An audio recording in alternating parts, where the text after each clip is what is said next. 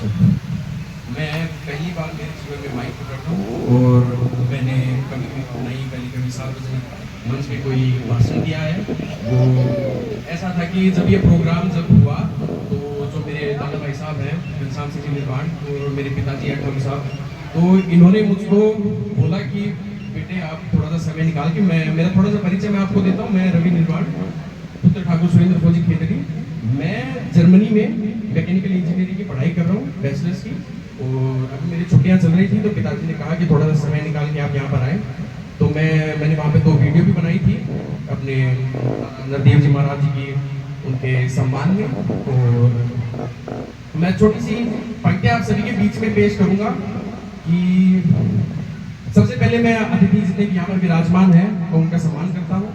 और मैं कहना चाहूंगा कि वसुधा का नेता कौन हुआ, भूखंड विजेता कौन? वसुधा का नेता कौन हुआ, भूखंड विजेता कौन हुआ, अतुलित यश क्रेता कौन हुआ, नवधर्म विजेता कौन हुआ, जिसने न कभी आराम किया, विघ्नों में रहकर काम किया। तो मैं यहाँ पर आए हुए सभी अतिथिगण का मैं उनका सम्मान करता हूँ, मैं उनको नमन करता हूँ। और मैं मेरी पंक्तियां शुरू करता हूँ कि दुश्मनों को भी हमने मिट्टी में मिलाया, कि दुश्मनों को भी हमने मिट्टी में मिलाया, बड़े संकट से हमने हमारा घर बचाया, प्यास सीमाओं की जब भी बढ़ी है, नीर के बदले लहू हमने पिलाया, नीर के बदले लहू हमने पिलाया। इन बुझाओं ने धरा की आरती करी, इन बुझाओं ने ही भारत भारती करी, इन बुझाओं ने ही स्वयं के शीश देकर सबसे ऊंचा अपना हिंदुस्तान देखा। और एक पंक्ति आप सभी के लिए मैं पढ़ना चाहता हूँ कि इन बुझाओं में भवानी बोलती है, वीरता की वो कहानी बोलती है, और पृथ्वी का लहू उबल कर बोलता है, और इन निर्माणों की चिता जवानी। एक युद्ध जो मैंने जो यहाँ के जो संस्थापक हैं हमारे जो फाउंडेशन के हमारे भाई साहब नरदेव जी घनश्याम जी निर्माण भाई साहब ने जो संस्थापक है हमारे, इनसे मैंने पूछा इसके बारे में कि हमारा इतिहास क्या है और हमने कितनी कितनी लड़ाइयाँ लड़ी है।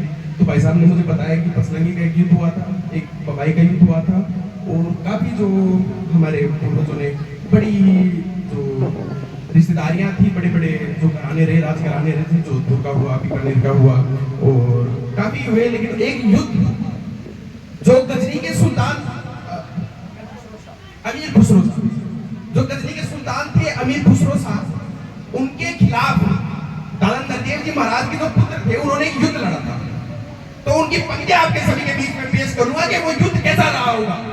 जब वो रणभेरी बजी, जब वो अमीर खुसरो साहब उस रणभेरी में पूछा तो वो क्या युद्ध का दर्शन रहा होगा, मैं आप सभी के सामने पेश करता हूं कि जब महाराज ने, मैं महाराज कहकर संबोधित करता हूं उनके पुत्र को, तो जब महाराज सब सभा बुलाई और सारे मंत्री और सच्चे योद्धा भी दरबार में आए, बोले शत्रु सम्मुख है राजन देर मत करना, शत्रु सम्मुख है राजन देर मत करना, और पड़ोसी राजाओं के लिए देर मत करना। होता सच्चा सूरवीर जो मारे जा मरता है, और कितने भी स्वर्ण सिंह घेरे पर ये सिंह नहीं डरता है।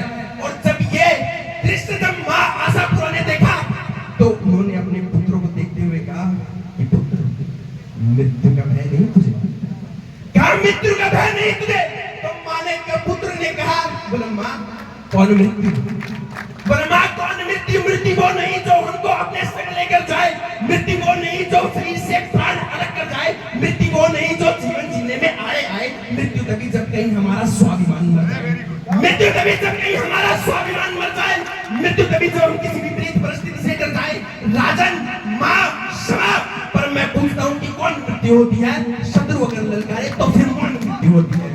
और उस योद्धा की तलवार समर में चमत्कार करती है, फिर मौत खड़ी होकर उसका इंतजार करती है, तो मौत खड़ी होकर उसका इंतजार करती है। तो महाराज बोले चट्टानी योद्धाओं निर्वाणों, शस्त्र संभालो, करो गरम भुजाली और फिर थोड़ी धार लगा लो। माना कि दुश्मन संख्या में अधिक और हम सब कम है, किंतु विजय या वीर गति चुनने में क्या कम है?